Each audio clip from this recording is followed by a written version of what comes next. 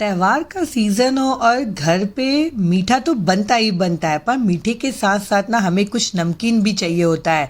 तो आज मैं बना रही हूँ एकदम घर पे बहुत ही शुद्ध तरीके से बनने वाला ये मिक्सचर। इतना टेस्टी लगता है ना कि आप एक बार खा लेंगे ना तो यकीन मानिए आपका हाथ नहीं रुकने वाला, और जिसे भी खाएंगे ना वो यही बोलेगा मार्केट से लाया हुआ है। तो इसके लिए ना सबसे पहले क्या किया, मैंने 1 कप मसूर दाल को ना रात भर भिंगा दिया था 1/4 चम्मच जितना बेकिंग सोडा डाल के भिंगाने से क्या होगा, जब हम इसे फ्राई करेंगे ना तो बहुत ही हल्का बनेगा ये और तेल भी नहीं पिएगा।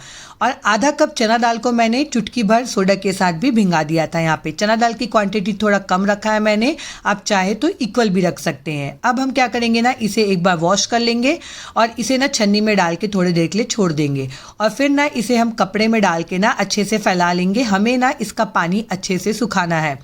ध्यान रखिएगा कि इसे पंखे के नीचे नहीं सुखाना है, इसे सिंपल आप ऐसे ही कपड़े में फैला दीजिएगा 2 घंटे के लिए, तो इसका जितना भी एक्सेस वाटर है ना वो उड़ जाएगा।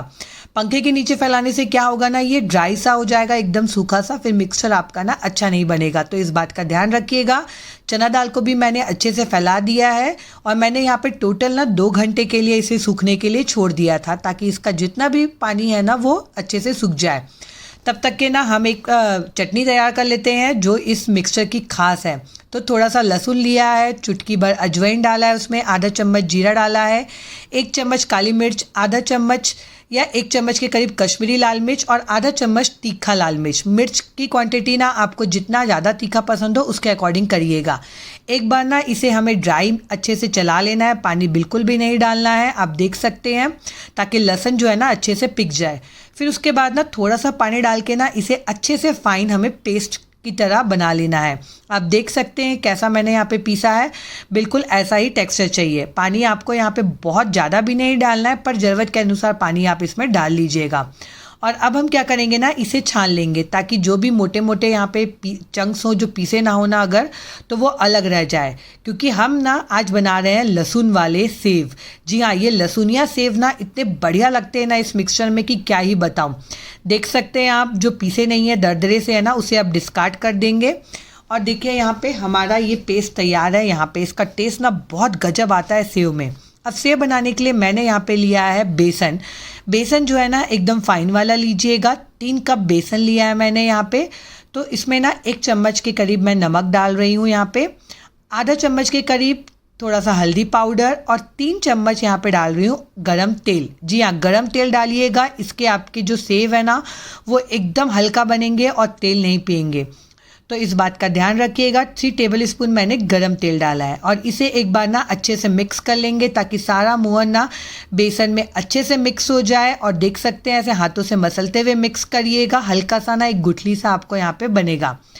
अब जो हमने लहसुन वाला पेस्ट तैयार करके रखा था ना वो हम इसमें डाल देंगे पूरा का पूरा पहले तो, और इसे ना अच्छे से हम मिक्स कर लेंगे। यहाँ पे ध्यान रखिएगा, पानी की क्वांटिटी ना पहले से एकदम ज़्यादा नहीं डालनी है हमें, क्योंकि बेसन है ये बहुत जल्दी गीला हो जाता है, तो इस बात का ध्यान रखना है। मैंने आधा कप के करीब पानी और लिया है और इसे ना थोड़ा थोड़ा करके डालते जाएंगे और इसे ना हम एकदम सॉफ्ट सा डो तैयार करना है। यहाँ पे एकदम ज़्यादा गीला भी नहीं करना है और एकदम ज़्यादा हार्ड भी नहीं करना है, इस बात का ध्यान रखिएगा। अच्छे से मसलते हुए इसे गूँथिएगा ताकि सारे मसाले वाले अच्छे से ना मिक्स हो जाए। और देखिए यहाँ पे कैसा सॉफ्ट सा डो लगाया है मैंने, आप देख सकते हैं। यहाँ पे अगर हाथों में ये ज़्यादा चिपके ना तो थोड़ा सा हाथों में आप ऑयल लगा सकते हैं। अब यहाँ पे लिया है, देखिए मैंने सेव बनाने वाला माउल्ड। ये जो मशीन होता है ये हर घर पे होता है, बहुत ही आसानी से ऑनलाइन ऑफलाइन मिल जाता है। अगर आपके पास नहीं होगा तो मैं इसका लिंक डिस्क्रिप्शन बॉक्स में आपको दे दूँगी, आप वहाँ से भी ले सकते हैं। तो देख सकते हैं आप, मैंने इसमें ना थोड़ा मोटा वाला सेव बना रही हूँ, तो मोटा वाला साँचा मैंने इसमें फिट कर दिया है। और इसे माउल्ड में डालने के पहले ना अच्छे से ऑयल ग्रीस कर लीजिएगा और उसके बाद इसमें हमें अच्छे से पैक भर लेना है। और अब इसे ना फ्राई करने के लिए तेल को अच्छे से गर्म करना है और उसके बाद मीडियम फ्लेम रखना है और इसे डाल देना है।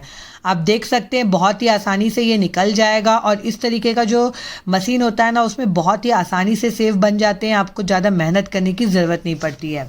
जब एक साइड सिक जाएगा ना तो इसे अलटते पलटते दोनों साइड अच्छे से सेक लेना है, हमें जलाना नहीं है, अच्छे से सेक लेना है। देख सकते हैं आप कितना बढ़िया यहाँ पे सिक गया है। अब मैंने ना यहाँ पे थोड़े से बारीक वाले सेव भी निकाल लिए हैं ताकि मोटा और बारीक दोनों सेव का ना कॉम्बिनेशन मुझे यहाँ पे मिल जाए। आप देख सकते हैं कितना बढ़िया परफेक्ट सेव बन के रेडी हुआ है, कलर भी कितना बढ़िया आया है और देखने में भी कितना बढ़िया दिख रहा है। अब देखिए यहाँ पे जो मसूर और चना दाल हमने सुखा के रखा था ना वो भी अच्छे से ड्राई हो गया है। तो अब हम क्या करेंगे ना, इस तरीके से जाली में थोड़ा सा मसूर को डालेंगे और गरम तेल में इसे डाल देंगे। ऐसा तरीके से तलने से ना क्या होता है ना, आपको निकालने में इसे प्रॉब्लम नहीं होती है। आप देख सकते हैं कितना बढ़िया क्रिस्प होते तक के ना इसे हमें सीखना है। आपको पता कैसे चलेगा कि ये क्रिस्प हो गया है, आप जैसे इसे निकालेंगे ना तो बहुत ही क्रिस्पीनेस वाली आपको आवाज़ आएगी। तो देखिए इसे अच्छे से हमें सेक लेना है।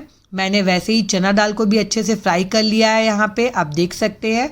अगर आपको डीप फ्राई नहीं करना है ना इन चीज़ों को तो आप क्या कर सकते हैं ना, माइक्रोवेव में ड्राई रोस्ट भी कर सकते हैं इस स्टेज पे, उसमें भी बहुत बढ़िया बन जाते हैं ये। थोड़ा सा काजू लिया है मैंने, काजू को भी क्या किया है 2 टुकड़ों में कट कर लिया है और उसे भी हम अच्छे से यहाँ पे सेक लेंगे। काजू बहुत जल्दी भुन जाता है तो इस बात का ध्यान रखिएगा, जलाना नहीं है, बस हल्का सा इसे हमें सेक लेना है। थोड़ा सा कड़ी पत्ता लिया है मैंने, उसे भी हम अच्छे से सेक लेंगे। कड़ी पत्ता का टेस्ट ना बहुत ही बढ़िया आता है तो ये जरूर से। अब बना लेते हैं इसके लिए एक मसाला जो इस मिक्सचर का टेस्ट डबल कर देता है। थोड़ा सा चाट मसाला, थोड़ा सा अमचूर पाउडर, थोड़ा सा नमक डाला है मैंने, थोड़ा सा काली मिर्च का पाउडर और थोड़ा सा काला नमक और ना 1 चम्मच के करीब कश्मीरी लाल मिर्च, और ये सारी चीज़ों को ना अच्छे से मिक्स कर लेंगे। अगर आपको हींग का टेस्ट पसंद हो ना तो इसमें आप आधा चम्मच के करीब हींग भी डाल सकते हैं, उससे भी बहुत बढ़िया टेस्ट आता है। आप देख सकते हैं ये मसाला बन के रेडी है, सारी चीज़ें हमारी रेडी है। बस आइए चलिए अब अपने मिक्सचर को ना हम असेंबल कर लेते हैं।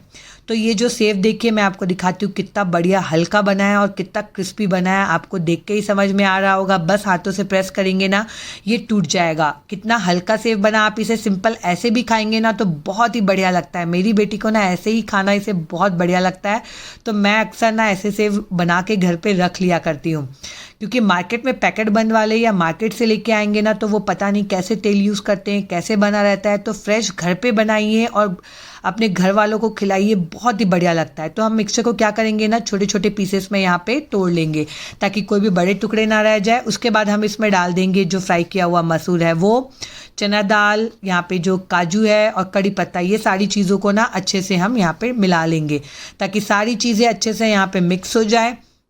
आप देख सकते हैं, आपको अभी से देखने से समझ में आ रहा होगा कि कितना बढ़िया मिक्सचर रेडी होने वाला है हमारा, और ऐसा लगेगा कि ये आपने मार्केट से लाया है। आप जिसे भी खिलाएंगे ना कोई नहीं मानेगा कि आपने इसे घर पे बनाया है। अब जो मसाला हमने बना के रखा था ना वो सारा का सारा मसाला इसमें डाल देंगे। इतने क्वांटिटी के लिए मसाला एकदम पर्याप्त है, अगर कम ज़्यादा लगे तो आप और भी इसमें डाल सकते हैं। और इसे ना एक बार अच्छे से हम मिक्स कर लेंगे और देखिए तैयार है हमारा घर पे एकदम बढ़िया चटपटा फ्रेश कुरकुरा वाला ये स्नैक्स। इस स्नैक्स को आप चाय के साथ खाइए या छोटी मोटी भूख है तो खाइए, या अभी तो होली का त्यौहार आ रहा है, मीठे के बाद ना कुछ नमकीन खाने का मन तो करता ही करता है। तो आप ये स्नैक्स को ना बना के ना 15 से 20 दिन भी अगर रखेंगे ना तो ये बिल्कुल भी ख़राब नहीं होगा। एयर टाइट कंटेनर पे स्टोर करके रखिए और जब मन करे तब इसे खाइए। तो आप ये वाले लहसुन या सेव मिक्सचर की रेसिपी ना ज़रूर ट्राई करिएगा। ट्राई करते हैं तो मुझे कमेंट करके बताइएगा कि आपको ये रेसिपी कैसी लगी। आपको मेरी रेसिपीज़ अच्छी लगती है तो प्लीज़ मेरे चैनल को